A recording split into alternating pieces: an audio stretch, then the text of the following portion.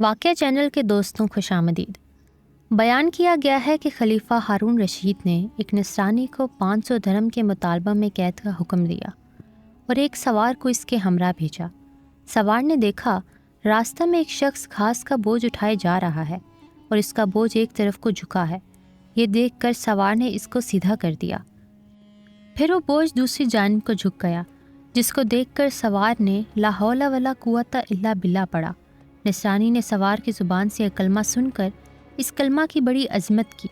یہ دیکھ کر سوار نے نصرانی سے کہا کہ جب تم اس کلمہ کی اس قدر عظمت کرتے ہو اور اس کو اتنا بابرکت سمجھتے ہو تو اللہ تعالیٰ پر ایمان کیوں نہیں لاتے، جس کے نام کی عظمت سے اس کلمہ کو یہ برکت حاصل ہوئی۔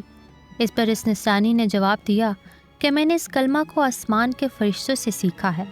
یہ سن کر سوار کو بہت تعجب ہوا اور سوار نے خلیفہ کی خدمت میں حاضر ہو کر تمام واقعہ بیان کیا۔ تو خلیفہ نے نصرانی کو بلوا کر دریافت کیا کہ بتاؤ آخر تو نے یہ کلمہ فرشتوں سے کس طرح سیکھا ہے؟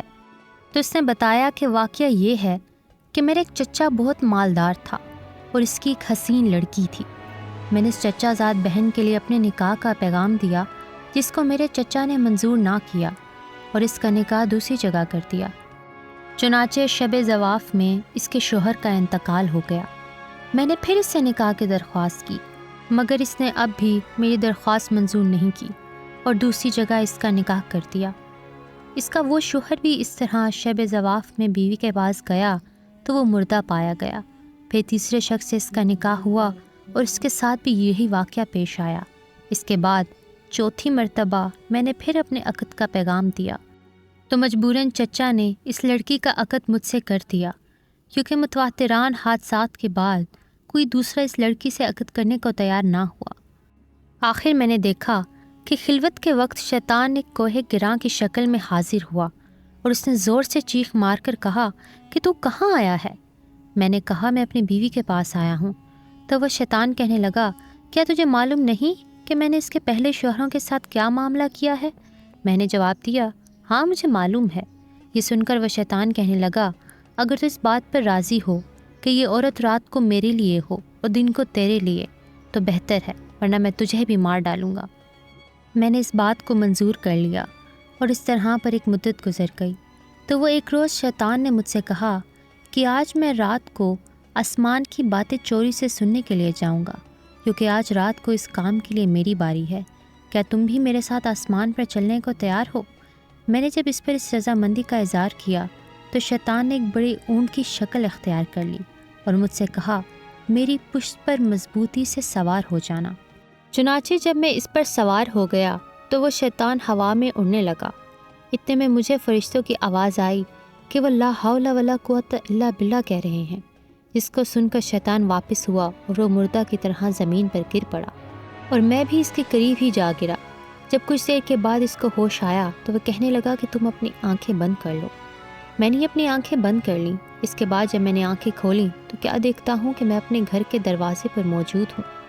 پھر جب میں اپنی بیوی کے پاس خلوت میں گیا تو میں نے اس سے کہا اس مکان میں جہاں کوئی سوراخ ہو یا روزن ہو ان کو بند کر دو۔ اس نے ایسا ہی کیا۔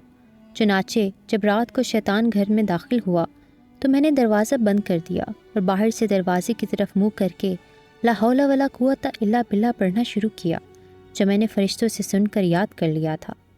اتنے میں نے ایک سخت آواز سنی، پھر دوسری مرتبہ اور تیسری مرتبہ لا حول ولا قوت الا باللہ پڑھا۔ تو اس کے بعد بیوی نے مجھے پکارا کہ اندر آ جاؤ۔ جب میں اندر گیا تو بیوی نے بیان کیا کہ جب تم نے پہلی مرتبہ لا حول ولا قوت الا باللہ پڑھا تھا تو شیطان نے یہاں سے بھاگنے کا راستہ تلاش کیا، مگر اسے کوئی راستہ نہ ملا۔ جب تم نے دوسری مرتبہ اس کا ورد کیا تو آسمان سے ایک آگ نے اتر کر شیطان کو گھیر لیا، اور جب تیسری مرتبہ تم نے لا حول ولا پڑھا تو اس آگ نے شیطان کو جلا کر راکھ کر دیا، اور اللہ تعالیٰ نے ہمیں اس ملعون سے نجات دے دی۔ خلیفہ ہارون رشید نے نصرانی کی یہ زبانی واقعہ سن کر اس کو آزاد کر دیا اور 500 درہم بھی معاف فرما دیے، جن کے عوض اس کو قید کیا تھا۔ یہ سب برکت کلمہ لا حول ولا قوت الا باللہ کی تھی، جس کے پڑھنے سے یہ سب برکت ظاہر ہوئی۔ اللہ تعالیٰ ہمیں بھی اس کی عظمت جان کر اس کا کثرت سے ورد کرنے کی توفیق عطا فرمائے، آمین۔